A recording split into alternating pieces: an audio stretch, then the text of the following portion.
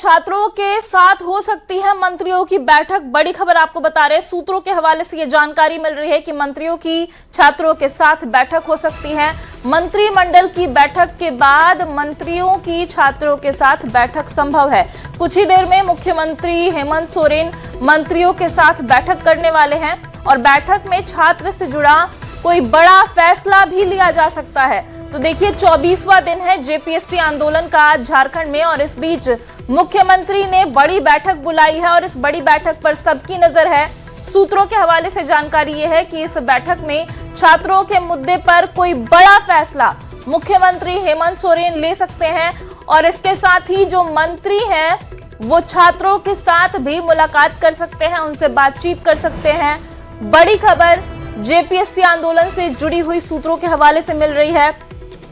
रांची में थोड़ी ही देर में मुख्यमंत्री हेमंत सोरेन अपने सभी मंत्रियों के साथ बैठक करने वाले हैं और इसमें छात्रों के मुद्दे पर भी बड़ा फैसला लिए जाने की संभावना जताई जा रही है। और हमारे संवाददाता गौरव झा जुड़ गए हैं इस खबर पे अपडेट के साथ। गौरव, क्या कोई अपडेट है, क्या कोई जानकारी है कि किस तरीके का फैसला आ सकता है इस बैठक के बाद? देखिए, आज मुख्यमंत्री हेमंत सोरेन ने बैठक कॉल की है। इस बैठक को बहुत ही महत्वपूर्ण इस वजह से माना जा रहा है क्योंकि दोपहर 2 बजे मंत्रियों के साथ छात्रों के डेलीगेट्स की बैठक होनी थी।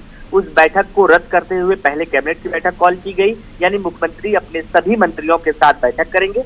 इस बैठक में मुख्य रूप से खनिज सेस पर मुख्यमंत्री हेमंत सोरेन जो है वो अपने मंत्रियों के साथ चर्चा करेंगे, क्योंकि खनिज सेस को लेकर भी एक महत्वपूर्ण विधेयक जब पास हुआ है तो उस एक्ट को लेकर झारखंड में लगातार विरोध जारी है। वहीं दूसरी ओर कयास ये लगाए जा रहे हैं कि इस बैठक में छात्रों के हित में भी बड़े फैसले मुख्यमंत्री हेमंत सोरेन ले सकते हैं।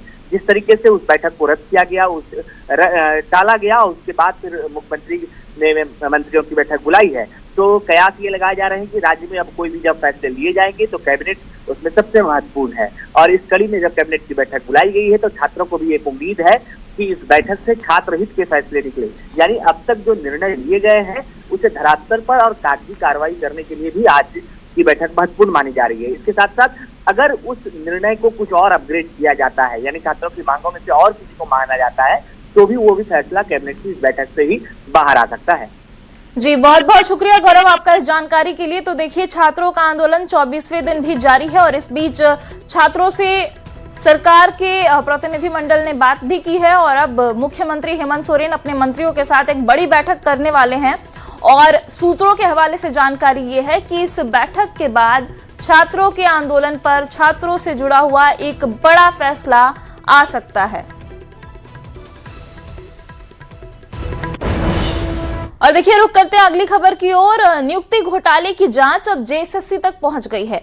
जेएसएससी कार्यालय में सीआईडी की टीम छापेमारी कर रही है। जेएसएससी सचिव सुधीर गुप्ता समेत आयोग के सदस्यों से पूछताछ की जा रही है।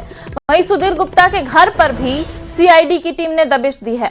दरअसल जेपीएससी नियुक्ति घोटाले में गिरफ्तार आरोपियों से पूछताछ के दौरान जेएसएससी की अलग अलग नियुक्ति परीक्षाओं में पैसों के लेन देन और गड़बड़ी से जुड़े कई अहम तथ्य भी सामने आए और इन्हीं जानकारियों के आधार पर सीआईडी ने अब जेएसएससी की नियुक्ति प्रक्रियाओं की नए सिरे से जांच तेज कर दी है।